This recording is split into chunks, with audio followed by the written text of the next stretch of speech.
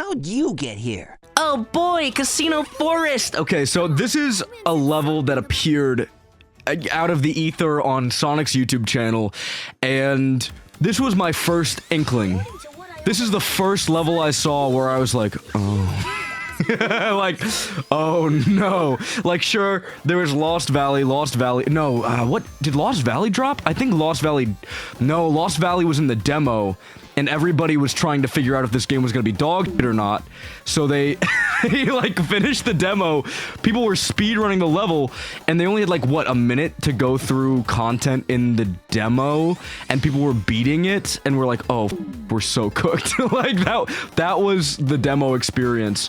But this was another one of the levels that dropped, and you can really see just how the game is not really,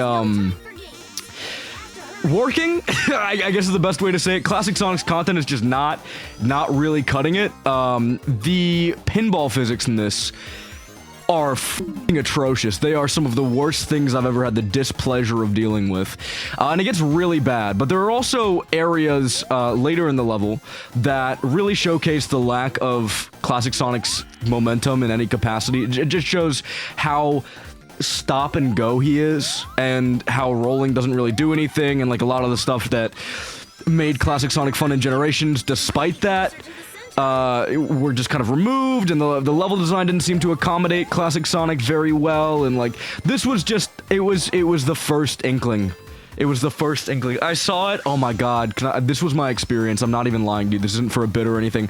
I saw it, and I Stockholm syndromed myself into being like, well, it can't be. It's not that bad.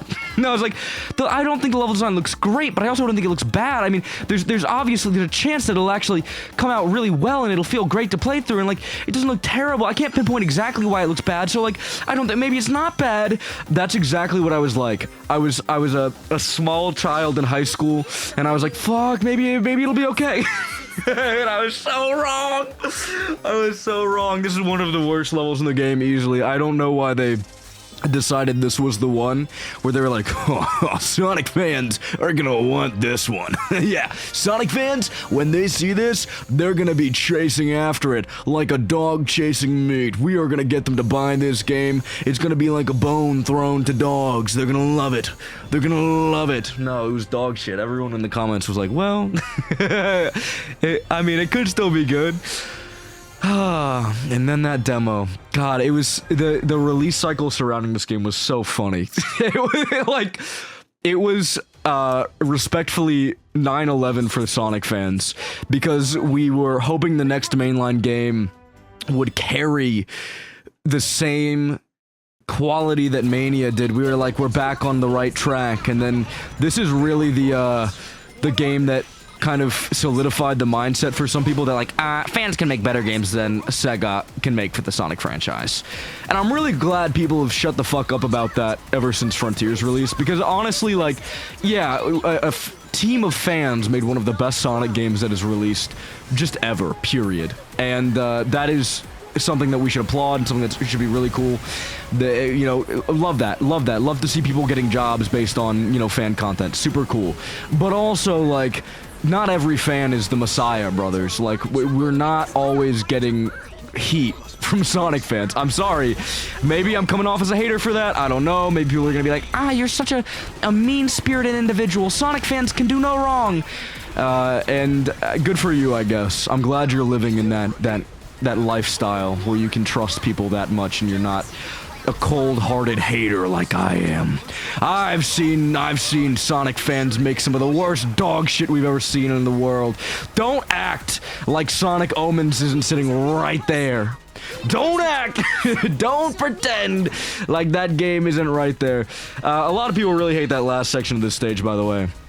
I didn't really have an issue with it. This run through, you know, by the grace of God himself, but it's finicky. It's finicky. You can't really, there's not a whole lot of air control in that section. And honestly, that would be such a cool mechanic and a really fun stage gimmick if you just had more control over your air movement, because then you could, like, if you could jump, you can't jump, by the way, when you're doing that. I don't know why. I don't know why you can't jump during that. But if you could jump, right, like you could jump out of the water slide and do a double jump and like skip some of the stage or like go between pathways. That would be sick. I'd really like the stage if you could do that, but you kind of can't. You just kind of can't, and it's really unfortunate. Is classic Sonic in more than like 2 cutscenes? I feel like Brother just like appears out of nowhere, and then also the narrative does the whole different dimension thing rather than different time.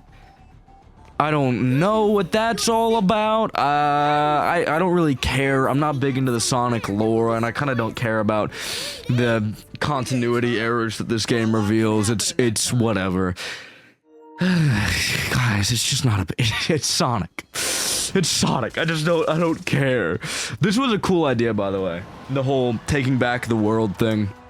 I've gotten a few comments that have rightfully complained about the fact that they kind of said this was going to be one of the, like, I don't know, they made it seem like this was the return of Dark Stories for Sonic, and then it was the classic Happy Tree Friends writers schlop. And yes, I don't know their names, they don't deserve it.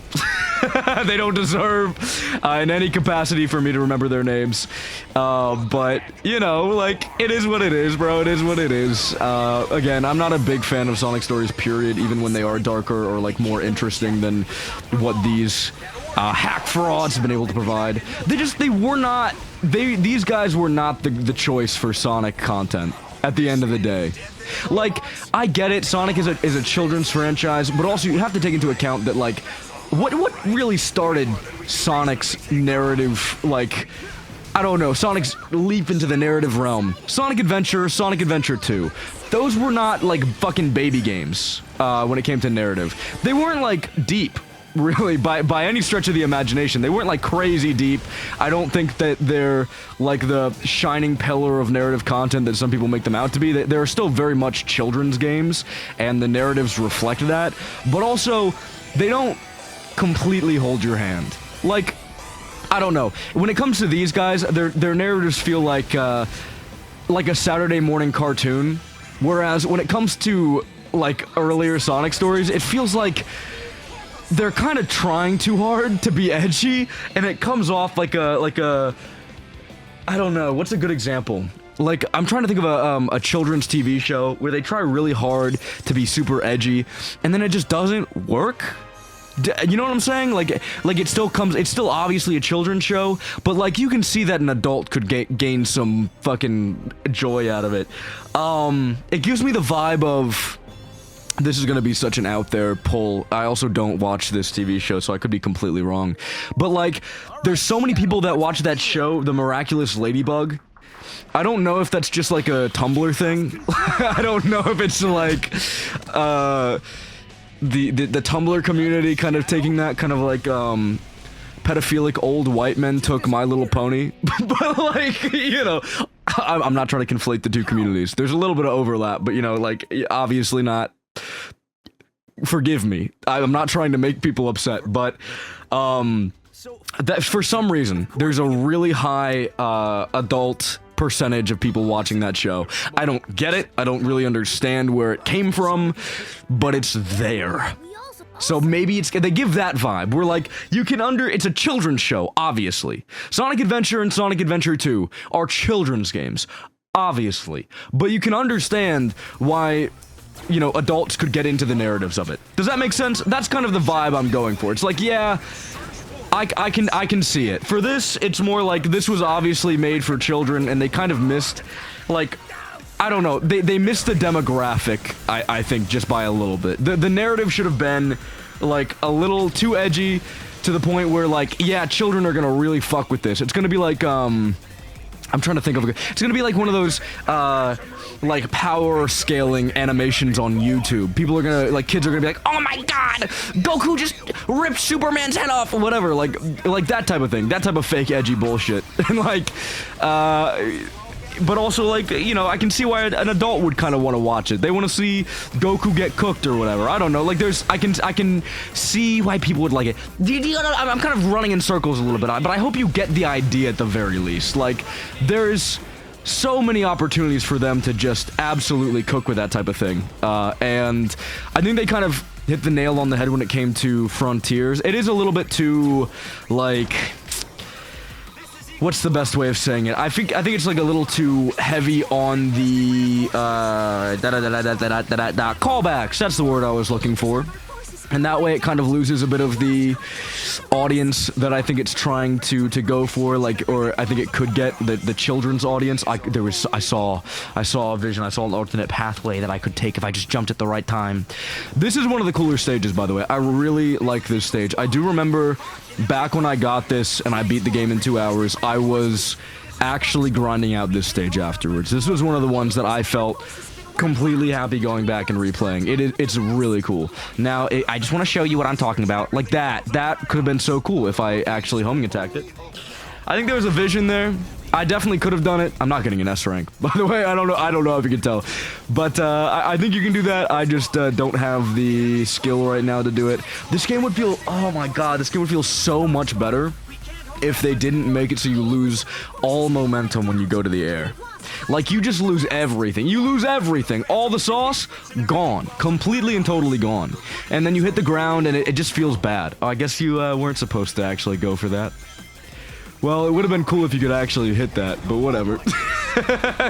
I saw a vision that could have worked if they were cool, if they were built like that. Alright, thanks for that. That was, they do actually do some interesting stuff with the homing attack chains in this game, I think. Just for, like, the alternate pathways' sake. There's no really, like, if you fuck it up, you die type beat. But, I don't know, it's cute. I like it. This game gave the homing attack chains more character than a lot of the other boost formula games, which, I mean, that's not saying a whole lot, but, you know, take some wins when we can. Take some wins when we can. I don't know. Obviously, it also has those scenarios where it's just 3 fuckos in a line, and then you go bam, bam, bam, and you just go straight through them. It still has that. But it has, I don't know, there's some sauce here and there. There's a tad of sauce here and there. I actually love that fox mask. I know I was just making fun of, I was talking about, like, edgy, whatever, the overly edgy shit, and that is, like, king of it. It's king anime, overly edgy, whatever, but I love it. I love it. Let's go upper headgear. I think he's down here. Oh, yes. It's everything I've ever wanted. Can I switch my wisp on? Actually, I don't want this. I don't remember anything about cube or asteroid, so I'm just gonna go back to burst. You can get really, really, really far with burst. You don't really need anything else. We're gonna... Yeah, let's do this, boss. Let's do this, boss. I'm feeling a little feisty. I kind of remember this one. I don't think it does anything that interesting. It's kind of like one of those arena fights again, but in 2D, so it is what it is. There's also this whole arc, oh my god, of you and Infinite kind of beefing.